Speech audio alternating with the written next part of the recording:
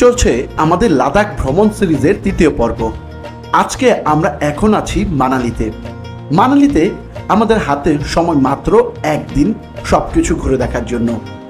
বিগত দুইটি পর্বে আমরা দেখিয়েছিলাম কিভাবে আমরা ঢাকা থেকে গেদে বর্ডারে করে কলকাতায় আসলাম, এরপর কলকাতা থেকে ট্রেনে করে কিভাবে দিল্লি এবং দিল্লি থেকে বাসে করে মানালি পর্যন্ত আসলাম। আজকের এই পর্বে আমরা মানালির আশেপাশের সকল ট্যুরিস্ট স্পটগুলো ঘুরে দেখব বাইকে করে, এবং কোথা থেকে আমরা বাইক রেন্ট নিলাম সেটাও আপনাদের দেখাবো, এবং পরবর্তী পর্বে আপনাদের দেখাবো যে কিভাবে আমরা মানালি থেকে লাদাখ পর্যন্ত গেলাম। তো ভিউয়ার্স, চলুন দেরি না করে এবার মূল ভিডিওটি শুরু করা যাক। সো ভিউয়ার্স, আমরা মানালি প্রাইভেট বাস স্ট্যান্ডে নামার পর ওইখান থেকে ট্যাক্সি নিলাম। 150 রুপি ভাড়া নেয় ট্যাক্সি, 150 বা 200 এরকম মধ্যে। 150 দিয়ে আমরা ট্যাক্সি ভাড়া দিয়ে আমরা চলে আসলাম একদম মল রোডে। দেখতেই পাচ্ছেন এখন মল রোডে চলে এসেছি, এবং আমাদের হোটেলটা দেখাচ্ছি। আমার পিছনে যে দেখতে পাচ্ছেন মানালি মল রোড, এবং যদি দেখেন এই পাশটায় এই যে হোটেল ইয়াক, এটা হচ্ছে আমাদের হোটেল মানালি মল রোডের একদম সাথে। ইয়াক হোটেল থেকে দেখতে পাচ্ছেন একদম এই যে হোটেলের ভিউটা। আপনারা এখানে হোটেলে বারান্দা থেকে ডাইরেক্টলি এই মানালি মল রোডটা টোটালি উপভোগ করতে পারবেন। আমরা সকাল যেহেতু 8টা বাজে চলে এসেছি মানালি, তো এখনও আমাদের রুম আমরা বুঝে পাই নাই, কারণ অনেক ট্যুরিস্টরা আছে সকালে চেক আউট করার কথা ছিল, বাট বৃষ্টি পড়ার কারণে তারা এখনও চেক আউট করে নাই। তো আস্তে আস্তে এক একজন চেক আউট করবে, আর এক একটা করে রুম আমরা পাবো। আপাতত আমরা বাইরে ওয়েট করছি রিসেপশনে আর রেস্টুরেন্টে সবাই বসে। তো রুম পাওয়ার পর রুমের ভিউটা আপনারা দেখার চেষ্টা করব। আর ভালো পরিমাণ ঠান্ডা পড়েছে এখন, আমি শীতের জামা ব্যাগ থেকে বের করি নেই, তো একটু পরে বের করতে হবে, এছাড়া আর কোনো ওয়ে দেখতেছি না। প্রচুর ঠান্ডা, তার মধ্যে আবার বৃষ্টি। ভিউয়ার্স, আমরা এখন আমাদের হোটেলের রেস্টুরেন্টে দাঁড়িয়ে আছি। পিছনে আছে আমাদের হোটেলের রেস্টুরেন্ট, এবং এই পাশটা হচ্ছে ভিউ দেখতে পাচ্ছেন মল রোডের। এই দিক দিয়ে হচ্ছে ওখান পাশ যাওয়ার গাড়িগুলো অথবা ট্যাক্সিগুলো, এখানে সব ট্যাক্সি পাবেন এখান থেকেই। আর এই দিক দিয়ে মল রোডে হাঁটাহাঁটি, পিছন দিক দিয়ে হচ্ছে ওল্ড মানালি যাওয়ার রাস্তা, এবং এই দিক দিয়ে যে দিক দিয়ে আমরা মাত্র আসলাম। তো দেখতে পাচ্ছেন এখানে ওই যে দূরে বরফ এখনও পাওয়া যাচ্ছে, কিন্তু আপনারা যদি দেখাই দেখেন ওই যে পাহাড়ের মধ্যে বরফ দেখতেই পাচ্ছেন, বরফ জমে আছে। তাহলে আমরা তার মানে যদি রোথাং পাস বা সোলাং ভ্যালির দিকে যাই তাহলে এখনও বরফ পাওয়ার চান্স আছে। আর ওয়েদার যেহেতু খারাপ, তো সেই ক্ষেত্রে তো স্নোফল পাওয়ার সম্ভাবনাও অনেকটাই আছে।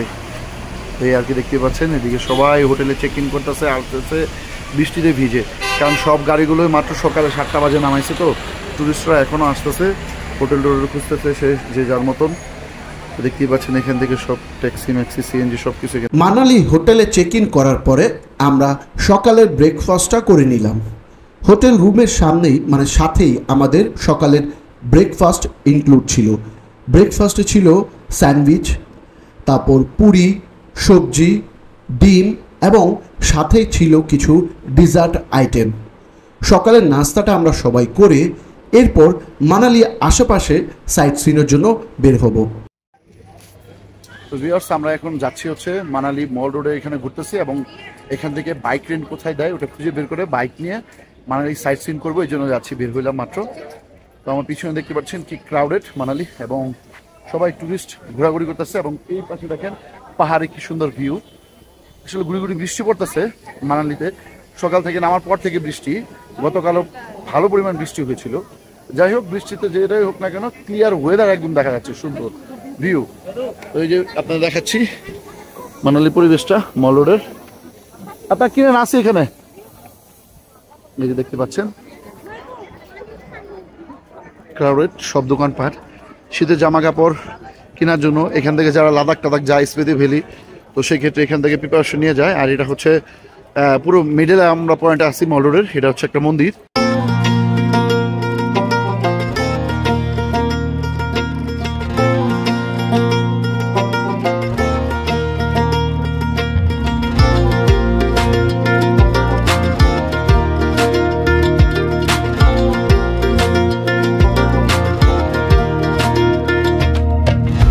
সবাই এই জায়গাটা ঘুরে, যেরকম আপনারা সিকিমে গেলে যেরকম মল রোড পান, লাদাখে গেলে যেরকম মল রোড পান, দার্জিলিংয়ে গেলে যেরকম মল রোড পান, ঠিক এখানটাও এরকম।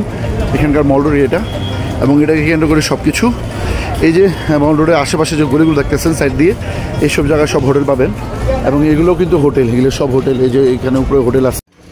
সো ভিউয়ার্স, মানালি মল রোডের ঠিক পিছনে আমরা চলে এসেছি, একদম মল রোডের পিছন সাইডে বাম দিকে। এখানে বাইক রেন্ট নেওয়ার জন্য বাইক অন রাইড দেখতেই পাচ্ছেন, এটা বোর্ড লাগানো এবং এই মোটর বাইক। এবং এখান থেকে আমরা Manali sight seen, Solang valley প্রায় সব কিছু মিলে 50 কিলোমিটার পর্যন্ত আমরা যেতে পারবো। বাইক নিয়ে রোথাং পাস যেতে পারবো না। যাই হোক, সোলাং ভ্যালি পর্যন্ত আমরা বাইক ঠিক করতে যাচ্ছি এবং এখানে ভাড়া পড়তেছে হচ্ছে রয়্যাল এনফিল্ড যদি আপনারা নেন তাহলে সেক্ষেত্রে 1200 করে, এটা হচ্ছে সারাদিনের জন্য। আর যদি আপনারা স্কুটি নেন তাহলে সেক্ষেত্রে আপনাদের পড়বে হচ্ছে 800 টাকা, তো রুপি ইন্ডিয়ান। তো বাকিটা হচ্ছে কি আপনার তেল, যতটুকু ফুয়েল লাগবে 50 কিলোমিটারের জন্য। দেখা যাচ্ছে স্কুটিতে বলতেছে মাইলেজ দেয় 30 থেকে 35, আর এটা যদি দেওয়া হচ্ছে রয়্যাল এনফিল্ডে আপনার 20 কিলো মাইলেজ, এই আর কি। তো আমরা এখন কথা বলবো, দেখি একটু কমাতে পারি কিনা, নেওয়ার চেষ্টা করবো এখান থেকে। ভিউয়ার্স, এই যে দোকানটা দেখে রাখেন, যারা বাইক রাইড নিতে চান মানালিতে এখানে চলে আসতে পারবেন। অবশেষে আমরা এই দুইটা গাড়ি নিয়ে নিলাম। রয়্যাল এনফিল্ড আমাদের পড়েছে সারাদিনের জন্য 1000 রুপি এবং স্কুটি 800 রুপি নিয়েছে, 1 পয়সাও কমাইলো না এখানে। তো যাই হোক, নিতে তো হবেই, নিয়ে ফেললাম। এখন কথা হচ্ছে আমি একটা ভিডিও ফুটেজ করে রাখছি, যাতে তারা কোনো আমাদের বাইক বা আমরা যখন স্কুটি নিয়ে আসবো কোনো প্রবলেম যাতে না দেখাতে পারে। যে জায়গা প্রবলেম সেগুলো আমি আগে থেকে একটা ভিডিও ফুটেজের মাধ্যমে নিয়ে রাখছি।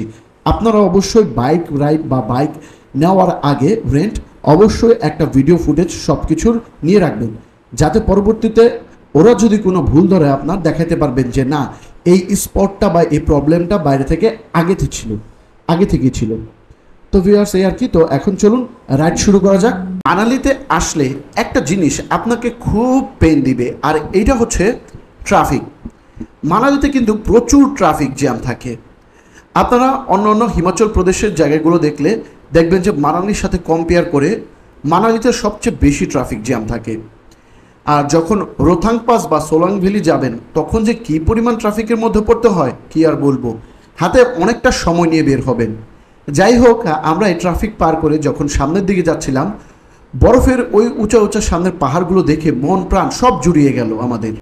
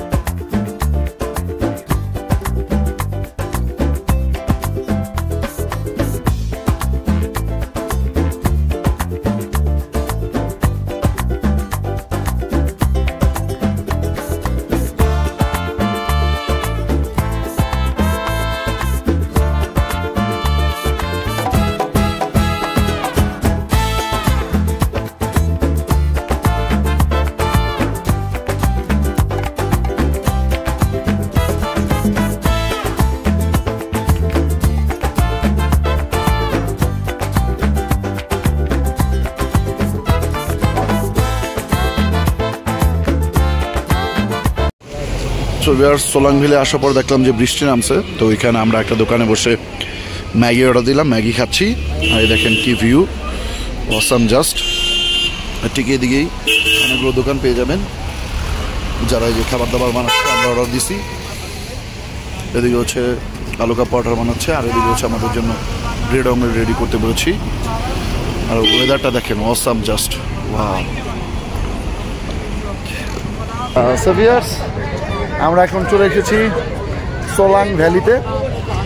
এই যে দেখতে পাচ্ছেন কি সুন্দর, এখানে অনেক ধরনের অ্যাক্টিভিটিস হচ্ছে। আপনার উট সাফারি করতে পারবেন, হর্স রাইডিং হচ্ছে, তারপর ইয়াক রাইডিং হচ্ছে, সব কিছু এখানে আছে। আর পিছনে হচ্ছে দেখতে পাচ্ছেন বরফের পাহাড়, ওদিক থেকে হচ্ছে প্যারাগ্লাইডিং যদি আপনারা করতে চান এখান থেকে করতে পারবেন। 3600 রুপি বা 4000-এর মতন নেয়। এটা রাইড টাইমিং অনুযায়ী হয়ে থাকে। আর এই সোলাং ভ্যালিটা হচ্ছে আপনার হ্যাঁ, সোলাং ভ্যালিটা হচ্ছে হ্যালো থ্যাংক ইউ। তো এখানে আসার সময় লাগলো আমাদের প্রায় আধা ঘন্টা সময় লেগেছে, কারণ সোলাং ভ্যালি মানালি শহর থেকে মাত্র 14 কিলোমিটার দূরে, তার 14 থেকে 15 কিলোমিটার দূরে মাত্র। তো তো আসার পর এখন সুন্দর ভিউ দেখতে পাচ্ছি এবং বরফের পাহাড়, এখন উপরে বরফ দেখা যাচ্ছে এবং চারপাশে যদি দেখেন ওইখানে ওই যে বরফের পাহাড়। তো এখানে অনেক ধরনের অ্যাক্টিভিটিস আপনারা করতে পারবেন, ব্যবস্থা করে রাখছে দেখতে পাচ্ছেন। এবং ওই যে প্যারাগ্লাইডিংগুলো হচ্ছে অসাধারণ জাস্ট। মানালি থেকে সোলাং ভ্যালির দূরত্ব মাত্র 14 কিলোমিটার, আর এইখানে আসতে আপনার সময় লাগবে মোটামুটি আধা ঘন্টা থেকে 45 মিনিটের মতো। কিন্তু এখানে আসার পর এখানের প্রাকৃতিক পরিবেশ, সৌন্দর্য, পাহাড় পর্বত সব কিছু দেখে আপনার মন প্রসন্ন হয়ে যাবে। এটা হচ্ছে সামার সিজনের ভিউ। আর যদি আপনারা মানালিতে শীতকালে বা উইন্টার সিজনে আসেন তাহলে সেই ক্ষেত্রে এরকম একটা ভিউ দেখতে পারবেন।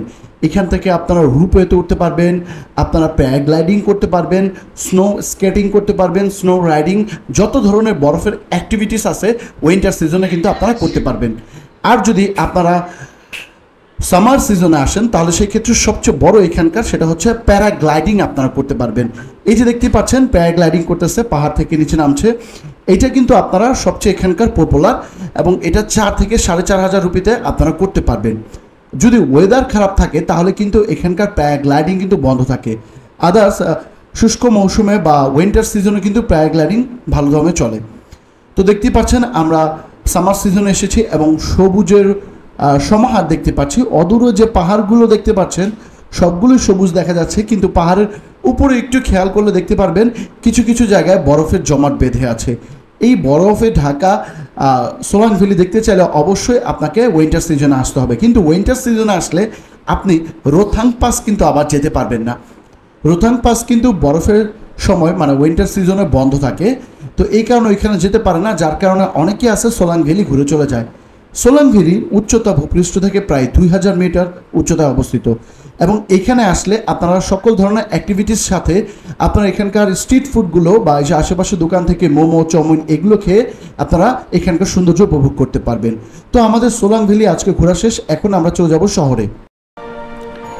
মানালি সিটির আশেপাশে সবচেয়ে প্রথম যে গন্তব্য বা ট্যুরিস্ট ডেস্টিনেশন সেটা হচ্ছে বনবিহার মানালি। এই যে দেখতে পাচ্ছেন আমরা প্রবেশ করতে যাচ্ছি বনবিহারের ভেতরে, আর ভেতরের পরিবেশটা অসাধারণ, একদম শান্ত নীরব, চারপাশে গাছপালা আর এদিক দিয়ে সুন্দর রাস্তা করে দিয়েছে মানুষ যাওয়া আসার জন্য। আর ছোট ছোট বাচ্চারা যাতে খেলাধুলা করতে পারে তো সেই ধরনের অ্যাক্টিভিটিসের ব্যবস্থা এখানে করা আছে। আপনারা যদি মানালি মল রোড ঘুরে ক্লান্ত হয়ে পড়েন তাহলে সেই ক্লান্ততা দূর করার জন্য আপনারা চাইলে এখানে চলে আসতে পারেন। মাত্র মানালি মল রোড থেকে 4 থেকে 5 মিনিটের ওয়াকিং ডিস্টেন্স এই বনবিহার। আপনাদের যদি সাথে বাচ্চারা থাকে তাহলে তাদের জন্য কিন্তু এই বনবিহার একদম সবচেয়ে বেস্ট একটা প্লেস, কারণ এখানে তারা খেলাধুলার জন্য অনেক কিছু বা অনেক অ্যাক্টিভিটিস করতে পারবে খেলাধুলার। আর পাশে খাবার দাবার দোকান, সোয়েটার অথবা যদি কেউ শাল নিতে চান তো বিভিন্ন ধরনের শীতের পোশাকের দোকানও কিন্তু এখানে আছে। তো যাই হোক, এটা হচ্ছে মানালির প্রথম ডেস্টিনেশন। আমরা ঘুরে দেখে চলে আসতে পারবো পায়ে হেঁটেই চাইলে হাদিম্বা টেম্পল। এটা হচ্ছে মানালির আরেকটি ট্যুরিস্ট ডেস্টিনেশন। শীতের সময় কিন্তু এই হাদিম্বা টেম্পলের চারপাশে প্রচুর পরিমাণ বরফ পাওয়া যায়, তো স্নোফল প্রচুর পরিমাণ হয়ে থাকে এর চারপাশে। আর শীতের সময় আপনাদের একটা ভিডিও দেখাচ্ছি, দেখেন এই যে ভিডিওটি দেখতে পাচ্ছেন এটা হচ্ছে শীতের পরিবেশ। যখন মানালিতে আপনারা শীতে ভ্রমণ করতে আসবেন এই হাদিম্বা টেম্পলের চারপাশটা পায়ে হেঁটে ঘুরে দেখবেন। যখন স্নোফল আপনার সামনে থেকে পড়বে, স্নোফলের উপরে পায়ে দিয়ে হেঁটে যাবেন বরফের উপরে, অসাধারণ একটা মুহূর্ত লাগবে। তো এই হাদিম্বা টেম্পলটা শীতের সময় অনেক বেশি সুন্দর লাগে। এরপর আপনারা যদি 3 নম্বরে ভ্রমণ করতে চান তাহলে ওল্ড মানালিতে চলে আসতে পারেন। আসলে মানালি মল রোড থেকে বাম দিকে একটু হাঁটা শুরু করলেই কিন্তু 10 থেকে 20 মিনিটে আপনারা চলে আসবেন ওল্ড মানালি। আর এই ওল্ড মানালি কিন্তু তার এই কালারফুল যে বিল্ডিং দেখতে পাচ্ছেন, পপুলার ক্যাফে, তো কিছু দোকানপাট যেগুলো আছে, যারা আপনারা শীতের কাপড় চাপড় নিতে চান কমে, তো এইসব জিনিসগুলোর জন্যই অনেক ফেমাস। আর যারা বাজেট ট্রাভেলার, যারা থাকতে চান বাজেট কম খরচে, তো তাদের জন্য কিন্তু এই ওল্ড মানালিতে অনেক সুন্দর থাকার ব্যবস্থা, ফুডিং, লজিং সব কিছু ব্যবস্থা আছে। আর চারপাশে তো দোকান আছেই আপনার কেনাকাটার জন্য সস্তায়। তো এই ওল্ড মানালি কিন্তু অবশ্যই ভিজিট করে দেখবেন পায়ে হেঁটে মানালি আসার পর চারপাশটা। ভ্রমণ সিরিজের 3য় পর্বে আমরা মানালিতে মাত্র 1 দিন থাকার সময় পেয়েছিলাম। আর এই একদিনে মানালির আশেপাশে যতগুলো ট্যুরিস্ট স্পট আছে ঘুরে দেখার চেষ্টা করেছি। এখন আমরা হোটেলে চলে যাব, একটু রেস্ট নিব, কারণ আগামীকাল সকাল 4টা বাজে আমরা মানালি থেকে লাদাখের উদ্দেশ্যে রওনা দিব। তো আগামী পর্বে আপনাদের দেখাবো কিভাবে আমরা মানালি থেকে লাদাখ পর্যন্ত গেলাম এবং পথে আমরা কি কি দেখতে পেলাম, সকল কিছু থাকছে আগামী পর্বে। সেই পর্যন্ত আপনারা আমাদের সাথেই থাকুন। যদি ভিডিওটি ভালো লাগে তাহলে অবশ্যই লাইক কমেন্ট দিয়ে আমাদের পাশে থাকার চেষ্টা করবেন। দেখা হবে পরবর্তী ভিডিওতে।